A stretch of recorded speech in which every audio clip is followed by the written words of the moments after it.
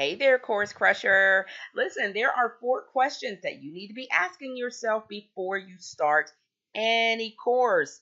So let's jump right on into it. I've narrowed it down to four things because I think that these four things really will give you a sense of whether you are really ready to start your career as a course builder, taking your expertise and turning it into packaged products that your audiences can enjoy for years to come. All right, so let's jump right on into it. Okay, so the first question I have for you is, do you have knowledge or skills that others will pay to learn? This is really huge, you guys. Listen, I put these Oreos here because I wanted to show that, listen, if your skill and knowledge is stacking Oreos, let's just say, you want to ask yourself, will people pay me to learn how to stack Oreos? Well, here's a clue or two. Okay, so if it is a job, if it's already listed as a job that you could actually get hired to do, then more than likely it is a knowledge or skills that others will pay to learn. Now, I don't know about you, but I don't remember the last time I saw a an advertisement for Oreo stackers. Okay, so you really want to look and see, is this a job that you could actually get a W-2 for? That you could actually file taxes for. If the answer is no, then it might not be a knowledge or skill that others are willing to pay for. The other thing you can look at is see, is anyone else getting paid to do this in the entrepreneurial realm? Are people already making money in this field?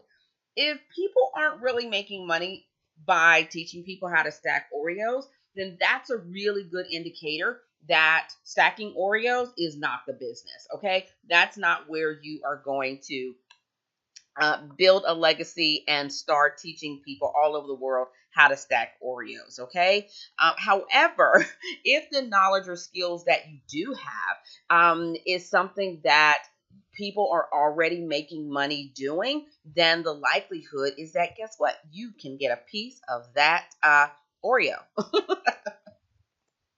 All right, so here's another question. Do you enjoy being part of online communities? Okay, so listen, everybody doesn't like being online, and I get that. When I first started out on social media, I did it very reluctantly just because I just really didn't want people all in my business, and I didn't want to be sharing too much with too many people, and so I totally get that. However, when you are creating a course or a membership site, you are going to have to be a part of online communities. Number one, you're going to need some assistance because you're new at this. And so you're going to need some support. And online communities can really provide some great support systems for you. And the other thing is that whether it's a course or your membership site, your folks are going to want to connect with you on some level in some way. And an online community is a great way to do that. Okay. So you can't really expect people to just take your courses and not interact with you on some level. Okay. So think about that. All right. Do I enjoy being part of online communities? And even if you don't really enjoy it now, you can kind of be like me. You can be a believer. You can be your mindset can be changed once you start meeting so many amazing people who are willing and able and ready to learn from you, and that you can learn from them as well.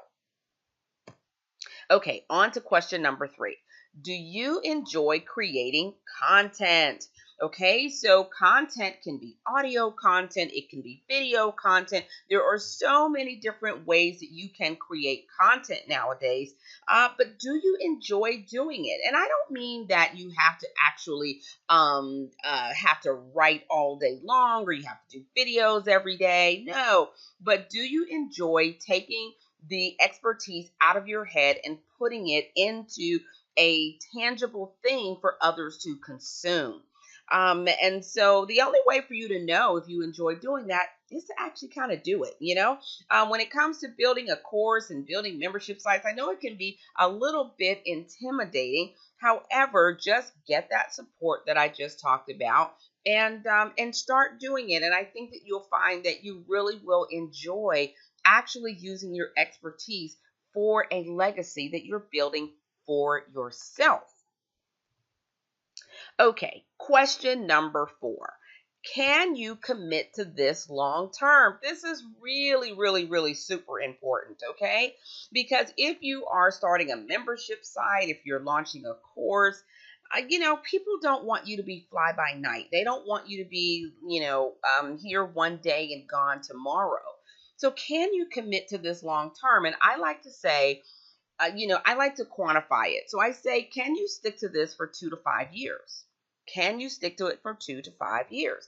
And I think you'll find that time is going to go by really, really quickly as you are learning and as you are putting out content that it's really fun and the time is going to go by really, really quickly. That if you're looking to put out a course, it's only going to be maybe 6 months and then you're out. This is probably not the route that you want to go down.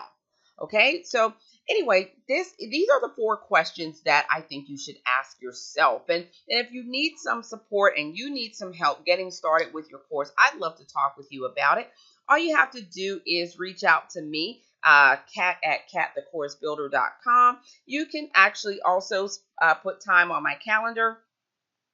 I've got some appointments scheduled or open for October and the end of September. So if you'd like to get on my calendar and talk about your course and starting your legacy, you've answered these questions and you've said yes, yes, yes, yes, yes, yes, yes, then let's go ahead and get this party started, okay? Because listen, the holiday seasons are coming up and there's no reason that you cannot start selling your expertise today. All right, so let's get started. All right, I'll be looking to see you on my calendar. And in the meantime, stay on course.